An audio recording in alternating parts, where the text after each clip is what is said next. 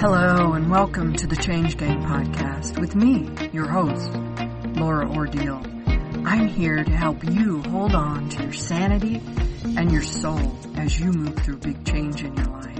I'm here to guide you, inform you, and hopefully help you to triumph over trauma and the long list of symptoms that come along with it. This podcast series is to bring knowledge, share stories, and open up conversation around hope for those of you that suffer with the difficulties that present themselves in your life, from diagnosed or undiagnosed trauma. Labeled or not, I know you need help, and so do those that have graciously taken the time to have these conversations with me. So let's get to it. Welcome to the Week Change Gang. I have an amazing person here today and an interesting one, so I can't wait to get into the conversation with him. Glen Collinson is here today, and we're going to talk all about triumphing over trauma. And you have an interesting road in your career, Glen. First of all, thanks for being here. I very much appreciate it. Thank you.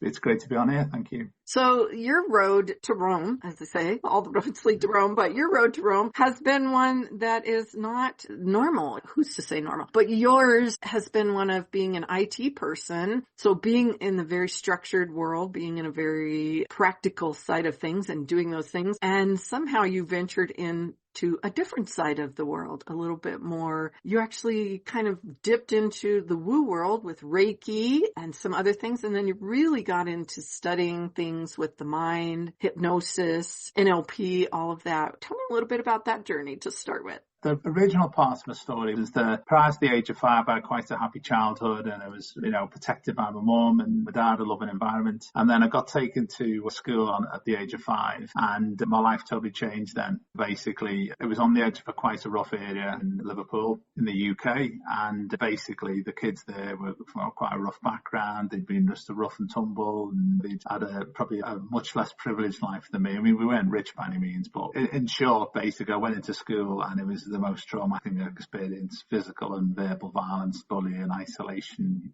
etc. And then what I started doing is that I realised that by getting my head down, because I didn't have any friends and so on in the class and stuff, I then got recognition, as we know when you get into the mind study later on. I got recognition from the teachers for doing well, and there was a sense of achievement and so on. And I ended up basically doing well in school academically, but not so well obviously in terms of socialisation and friendships and so on. So I think that was starting my background off of being always looking after the underdog and looking out for people who were being picked on, being bullied, being isolated and so on. So then I went to college, left school at 16. I went to college straight away so I could get away from the school environment, thinking it'd be much better. Made this great group of friends for the first time ever. And then I changed courses 3 months into the college year. And then the new course I moved to, because they said academically should have been in this other group, didn't accept me, and all the friends in the other group rejected me. So that was another kick in the teeth, so to speak. So I struggled then, and then I got into badminton and started playing badminton. Became really good at badminton and played in some teams and made some friends that way, which was great. And I found myself talking to people and supporting people and encouraging people, and people were warm and came and told me their stories and so on. And then that led me on to another slight detour. I met my first wife at the badminton club, and basically there we joined a network marketing group. So then I got into personal development books and tapes and Tony Robbins and stuff like that. So that was what started me on the path. So before I go off on a long ramble, that was the path to getting into the self-development world, if you like. And it changed my life because I was shy. I was working part-time in a concert hall in Liverpool. I met quite a few famous people there. But outside of that, I was quite shy. And then basically I got into the self-development world and I learned new skills and built my confidence and so on. So that was the start of my journey anyway. Your road is like so many in terms of this right now. Going to school is, I think, such a big change for some kids, and it can change the trajectory of their life. It can change how they move forward. And I think that we're so used to just saying that's life, deal with it. And of course, when you're tiny and you're growing up, that's what you're thinking. Oh my goodness, okay, this is my life now, and I have to find a way through it. That people don't realize that that's a marker in their life. That's a moment of trauma that happens. I'm sure you didn't recognize those things going through life as traumas. No, definitely not. And one of the things I say to all my clients now, I can actually feel my skin sort of tingling when I say it. So it makes, I'm trusting my intuition more and more nowadays, in the last couple of months especially.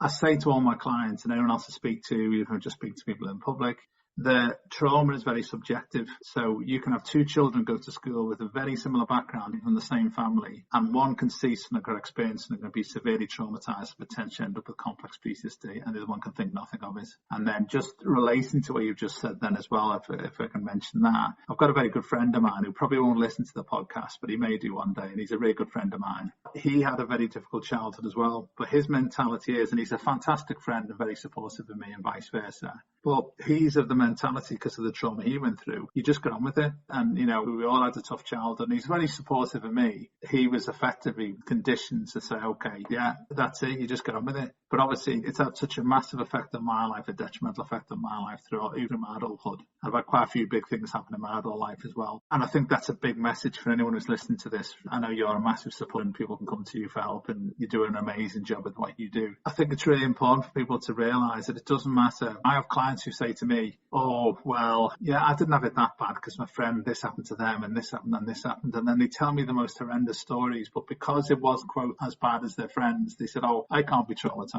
But I've had people getting dropped out of windows and pillows put over their faces when they're little kids because they've been shouting or arguing and stuff. And it's like, well, that wouldn't bother me. But that little girl in this particular case, or that little boy, was traumatised, thought they were going to suffocate. So it's very subjective. And there is very much a culture of, yeah, you just get on with it, you know, because that's our culture, our area, our race, our religion, our part of the country we live in or whatever. And it's normalised. And as I say, it's only when you know yourself and the clients you work with that sometimes you'll take a breath and you look back and think, oh my goodness, that was absolutely horrendous. It wasn't as bad as my best friend, but that was still a horrendous thing for a little boy or girl to go through. And people dismiss that. So I always say to people, if you're traumatised, you're traumatised. It doesn't matter whether you got smacked in the bum once, whether you were beaten black and blue every night. If you were traumatised, whatever it was, don't dismiss it because it wasn't as bad as someone else's or it was different from someone else. You might not even realize that there was that little version of you that was traumatized. It's still sitting there dealing with that trauma, trying the best it can to function. And you did go on with life. You did move through life. But there's still that part of you that is dealing with that trauma and needs help. And so it's trying to get your attention with all the things that are not quite working in your life, not quite going the way you want, whatever version it's trying to bring out for you to get its attention. But looking back, you might not even remember the moment that something happened. And yet it's wreaking havoc in your life now. It's causing the angry outbursts. It's causing the digestive issues. It's causing the anxiety or the headaches or something very physical usually in your life that it's presenting in some way. And it's so simple to go back and take care of it. And that's the part that I'm really trying to share with people out there. I'm curious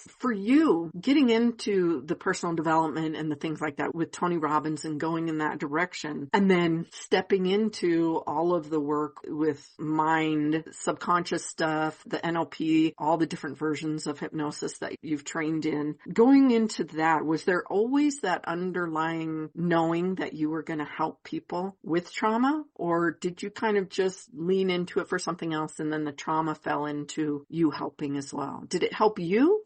I think for me, it's always been a parallel path. So I think because of what I went through and some of the people I met as a teenager and older life and so on, I think there's always been a part of me that wanted to help people. And equally, parallel lines, there's a part of me that was deeply trying to fix myself because I felt broken, which is quite common. I think probably issues is a better way to say than broken, because obviously people feel broken and sometimes use the word broken to mean I'm irreparable. And as we both know from the training we've done, it's not obviously irreparable, I know from a personal experience, but I think that's one of the dangers. But for me, it was a parallel road. I was always searching. I tried everything. Read so many books, audios, spoke to people, paid for private therapy, went to free therapy, did my NLP Master Prac, Hypnosis. I've done Reiki. I tried absolutely everything to heal me and help me and also to help other people. So it always felt to me like a parallel journey. My mum said to me when I was born, I'll give you a funny little story because I know I'm always very quite dark with some of this stuff I'm talking about. But I remember being in the car with my dad. We never had a car in our family. And when I was 17, I passed my driving test straight away, and my dad bought me an old Banger, and there was more fiberglass in the car than metal because there was so many rust spots in it. And the first time we were driving, as soon as we picked it up, it was about 80 £80 at the time, which is 30 years ago, but it still wasn't a lot of money. My dad bought me this car from somebody new in work, and we drove to the car wash, all proud of this car, because for us it was fantastic, even though it was like an old banger in a way. And then as we were going through the car wash, there was water spraying in because the rubber seals had rusted and perished, and the metal had rusted, and there was water spraying it, so we all got sprayed. Anyway, when we were driving, my dad said, how come, I don't understand, how come no one ever goes past us? You're always going past everyone.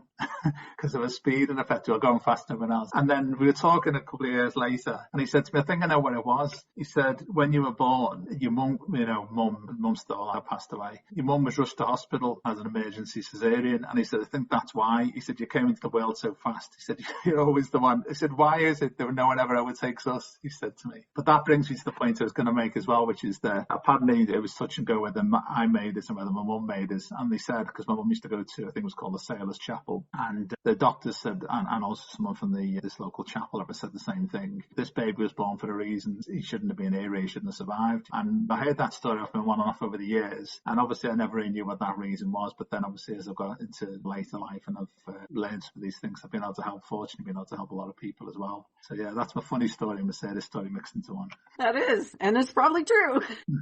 Getting where you need to go. Coming into the world with a bang. Have you found that it has helped you? That it has cleared things for you? Yeah, so I would say that for me, I have interesting discussions with fellow therapists anyway sometimes. I think there's a discussion, and I think we've probably mentioned in the Facebook groups in the past as well. There's part of the thing about someone being ready. People have got to be ready. Now, Tony Robbins says the moment to change is when the pain of not changing is greater than the pain of staying the same. So I think that's a key factor. So it's difficult to know sometimes whether if I hadn't done the therapies I'd done in the sequence I'd done them, or if I'd only done some of them, or only done one of them, or if I'd just done this one at the end on its own, whether would work. So there's a bit of a debate around that. But I think one of the big shifts, well, there was three major shifts for me, really. So the first big shift for me, I tried meditation and stuff in the past, but about 4 years ago, I did Sahaja yoga meditation. I found a meetup group that was doing that for free. And I thought, well, I'll give yoga a go. I'm not particularly, I used to be very sporty and playing badminton in a number of teams and played a lot of badminton like every night of the week virtually.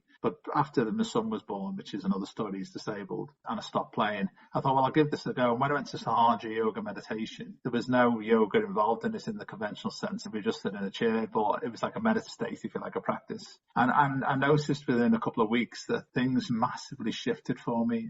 My eyes felt a bit more open to things, and I looked to buying a house, which I thought I wouldn't be able to buy a house again after my divorce. But I looked at some property, and I found out I applied for a mortgage, and found out I could get a mortgage, and I got back on the property ladder, and a few other things changed. So Sahaja yoga meditation was a great help. So I believe in meditation anyway. And the second thing was I did rapid transformational therapy. I experienced a session in that to help with relationships, and that was profound. So I then studied in that and qualified very quickly and had some massive shift. And then most recently, well, not most recently, second to most recently, obviously we did the PTSD course, Sarah's course, and I found that created some big shifts for me as well and for a lot of my clients. But the last thing, which is what I've been really focused on recently a lot, is IFS. And I think there's a link between IFS and a few other therapies that fill in this. This is the missing link. It's a fantastic model, internal family systems, for anyone who's listening who doesn't know what it is, by Richard Swartz. And it's a fantastic model for explaining about part of me wants to do this, but part of me doesn't, or part of me is convinced I'm good enough for this, but part of me is holding me back. Some part of me that's stopping me doing this, or some part of me that's sabotaging me. And the IFS model is a great model for explaining to all my clients. I use it with all my clients to give an explanation of there's a part of you that breaks away, as you mentioned before, when you're first traumatized, usually between 0 and 7, Morris Massey's imprint period. That traumatized part gets stuck. It's called a wounded exile in IFS. And when that traumatized part gets stuck, it basically is like a bodyguard. I did a free webinar on Sunday night about this, but it's like a bodyguard that jumps in front and takes the hit for you, because the true self, the pure self, you can't take that pain. So when you're getting traumatized, abused, neglected, it jumps in like a bodyguard and takes the bullet. But then the trauma is so intense, or the pain is so intense, or the sadness or neglect, that part is then exiled because it's too much to handle. And two more parts form, which are like bodyguards. They're both called protectors, and one is called a manager, and the manager is the proactive part of us that keeps us from doing things and says, don't try this, don't bother doing that, stay in bed, don't go to the gym, don't ask that person out, don't go for the meal, don't apply for that promotion. It's the don't, it's the holding back, it's the proactive. And the firefighter part is the bit like a real firefighter, kicking the door in, spraying all the electronics and all the clothes and fabric with water, ruining everything, but it stops you from dying from getting burned to death. So the firefighter is the very reactive part, and typically the manager is sitting there trying to keep that wounded exile protected. So it's like two bodyguards outside a cell, well. And then if that manager fails in their job and things get really messy and the brown stuff's going to hit the fan, then the firefighter kicks in and says, right, I don't care about the repercussions. I'm going to do something drastic. I'm going to create a massive panic attack. I'm going to cause road rage. I'm going to make you tell your partner to pay off or whatever, or your boss, or walk out of your job because it's so enraged and it's protecting that wounded exile. So for every conversation, each part of us that's traumatized and formed at that age gets stuck at that age. And then there's these two other parts, it's bodyguarding. And a fascinating thing I do, I was doing this on the webinar I did on Sunday, was I did 3 little exercises throughout the free webinar, and a few people came back to me, different therapists and the general public as well. And I said part of the third exercise is to speak to that part of you that basically might be holding you back or causing some problem. And they would say, okay. And I said, ask us how old it is. So this particular lady said, I can't get my business up and running. And I asked myself, how old is this part?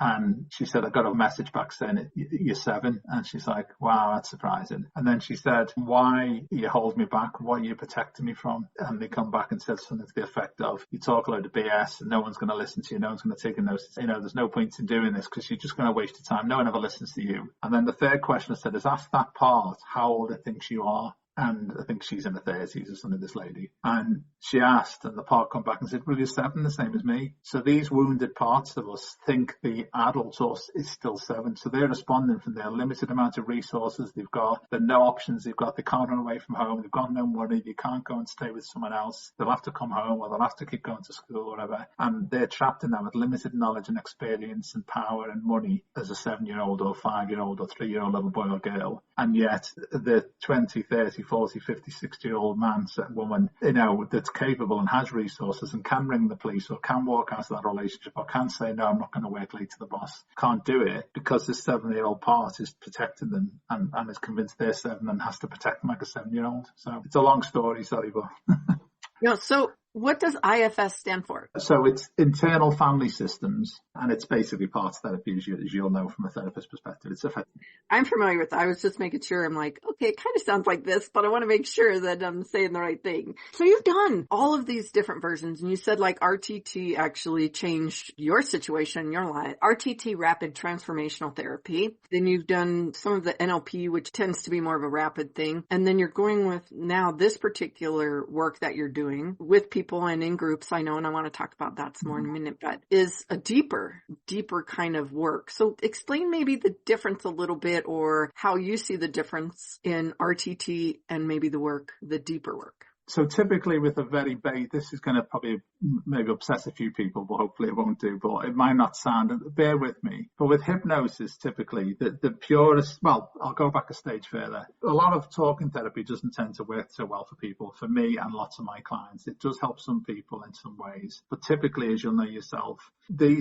most of these issues we have in our adult life are caused by trauma in childhood. And it could be what's considered as an adult. Why would that have bothered me? Why would the teacher saying this to me in front of the kids bother me now? But back then it did, and it stuck with you. So this stuff is deep-rooted trauma that's stuck in our subconscious mind and our body. It tends to end up leaving us in the trap, certainly with complex PTSD and childhood trauma, which is what I particularly specialize in. It tends to leave this trauma trapped in our subconscious mind and our body. So talking therapies typically, although they can move things forward, typically don't always solve it. First of all, because we don't know consciously what the issue is. We might say it was when I was bullied in school when I was 5, but actually it might have been something that happened to when you were 3. I've got clients who go back to when they were 3 months old, and I've had a lifelong habit, and it's gone back under aggression to being 3 months old. Something they did when they were 3, or something happened, or they saw or heard 3 months of age, and it changed their life, and we fixed it like that in one session. So, what we think it is not always what it is. And nearly always, as you'll know, a lot of the times it's symptoms of an underlying problem. And if we treat the symptoms, if we put a clean bandage on a broken leg because there's a surface wound and you're bleeding, that doesn't heal the broken leg. It's the sort of scenario. So you can put as many bandages as you want. You can give someone a pair of crutches, you can give them a wheelchair, you give them a mobility car, you can confine them to bed, but that won't heal the broken bone. It might stop the infection getting worse, but it won't heal the broken bone.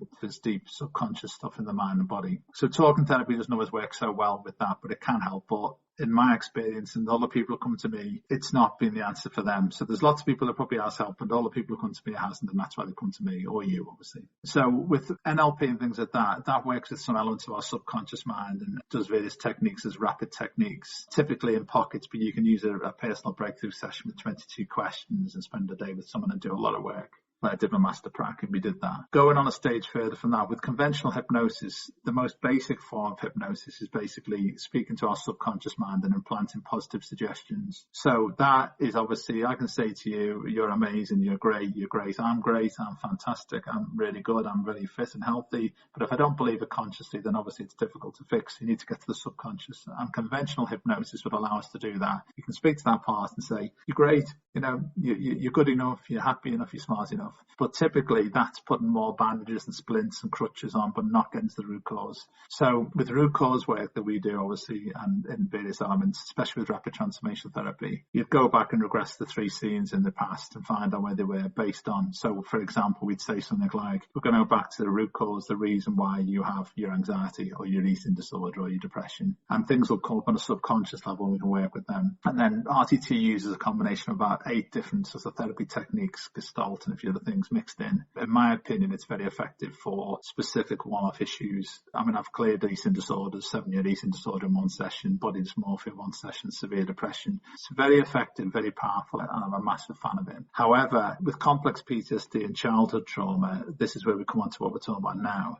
With RTT, it's a lighter hypnosis, and we have a dialogue, and we say, so who is it, what is it, what's going on, okay, right, what did you believe, I'm summarising very simply. With severe trauma, we need to get below that, I think, because these wounded parts we talked about before, the wounded exile and the firefighters and the managers, they're so traumatized, they're so protective, this lighter hypnosis and dialogue, quite often we can't seem to get close enough. So by going to something like the protocol we use now, we get right into deep hypnosis and we can speak to the subconscious at a very safe and deep level, where our conscious parts of our mind and our lighter semi-conscious parts of our mind, if you like, might say, well, actually, no, we're not going there. That was really bad. I'm la la la la la la la la la, subconsciously, but I'll have it now. Ignore it. Take no notice of him. Think of your holiday. Think of work tomorrow. Just zone out. Don't listen to anything they're saying. Forget about that. So obviously with this protocol, we use the Sarah's protocol, if you like, the PTSD protocol, we get really deep and we get people into a snoring level, somnambulistic level, sometimes they're snoring or, they're asleep. Sometimes people come up and then go back down. And my firm belief is that the subconscious mind thinks we're going to be too traumatized.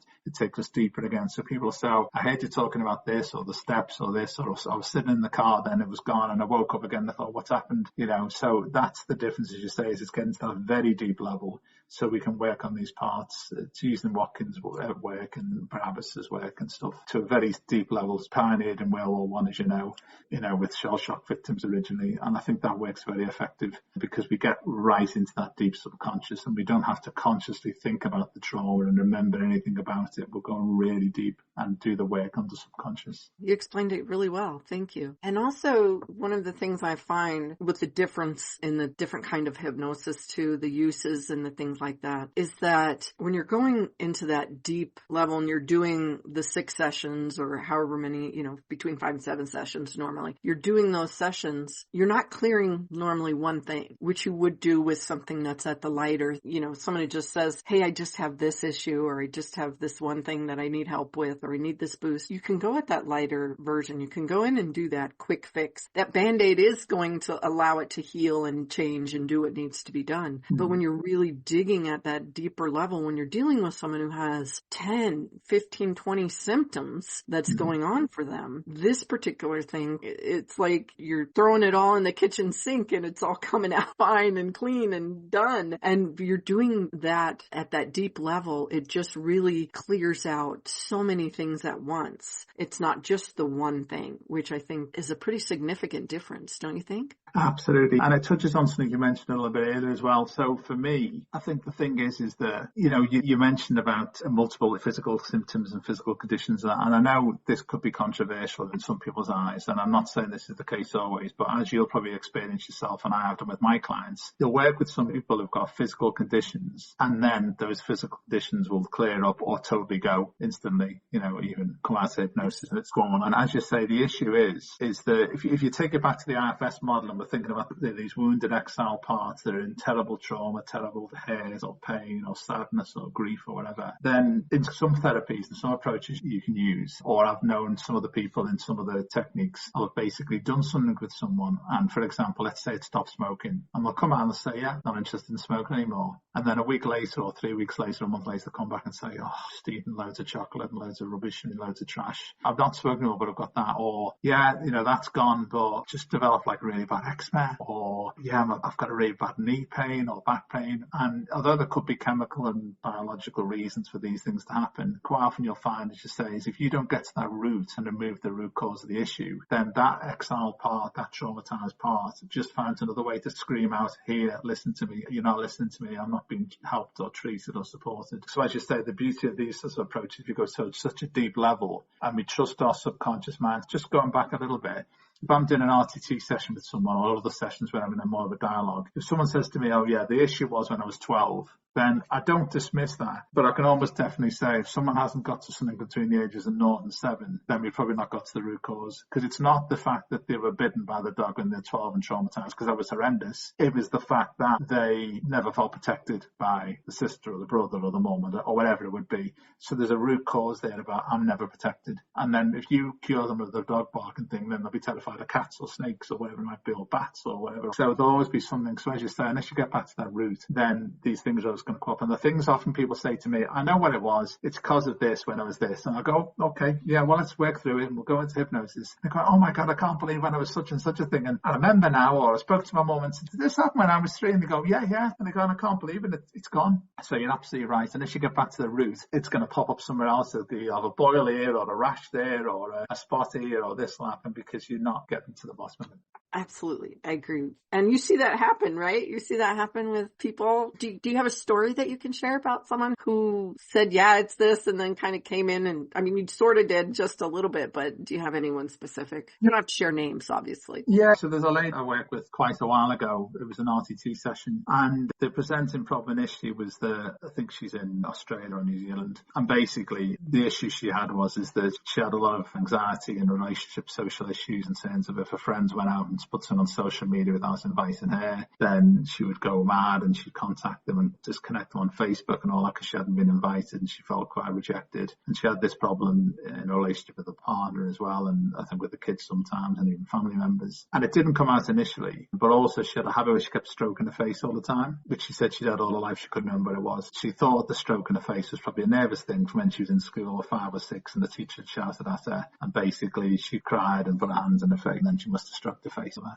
So she was convinced that these both stem back from being 5 years of age, 6 years of age in school, and the teacher shouting at her and crying and putting her head in her hands and so on. And then when we did the session, she went back to 3 months of age, as I'd mentioned before, and she was lying in a cot at 3 months of age, and basically her parents were having music on and having parties and playing loud music, and never used to come and comfort her. So she realised under hypnosis, believe it or not, the fact that at the end of the story, or the proof I should say, she basically went back and she realised that when she was crying in the cot and no one was coming, she accidentally stroked the cheek and it comforted her, and she started doing it, and she carried on doing it and doing it. And at 45 years of age of it, she was still doing it all the time, constantly. And she thought it was probably when she was 5 or 6 in school, but it went back to 3 months of age. And then once we did the process with her and she understood that, and the fact that her parents weren't coming to her, they weren't neglecting it, but obviously they weren't coming to see her if they had music on downstairs, and maybe thought she was asleep by then, whatever. And so that issue went away, and also obviously the stroking of the face went away as well, but she was convinced it was 5 or 6. So that's just one example. I've had various other interesting things happen, but yeah, that was one of them. That's so cool. I love it. The mind is so fascinating to me, how it affects all of us, not just our mind and our thoughts, but how our body reacts and moves and lives in the world. And it's just so incredible. Well, I want to say thank you. And we didn't get to the group, so I want to have another conversation with you, Glenn, because I really think that how you're doing some of the work that you're doing is really incredible and important. And I want to talk about that. But for now, I just want to say thank you so much for being here. Now, if you don't mind sharing how people can get in touch with you, I would love for you to do that in the moment. And of course, the information will be in the show notes too. Basically, the first thing to do is if you look on Instagram, if you're on Instagram, you can see on the back of my screenshot there. But if you're listening on audio only, it's Finally Free Therapy. So FINALLY, finally free, FREE, therapy, THERAPY on Instagram. and TikTok. And if you go onto there, you'll be able to find me, or you can drop me an email on glen.collinson@familyfreetherapy.com. Thank you very much. Well, thank you, Glen. And I so appreciate it. So appreciate it. All right, Change Agent. I hope that was informative for you and that you found as much value in that conversation as I did. I learned stuff in that conversation, so I'm super excited for that. And I hope that you go off and have a wonderful week. Ciao. Thank you.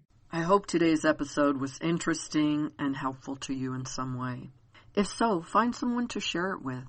Maybe it will help them too. If you'd like to know more about anything discussed here today, you can find all the places to connect with me and the guest speakers in the show notes, or go to lauraordile.com, LauraOrdile.com, and you can reach out to me there. Until next time, ask when you need help, be kind to yourself, and have a happy day.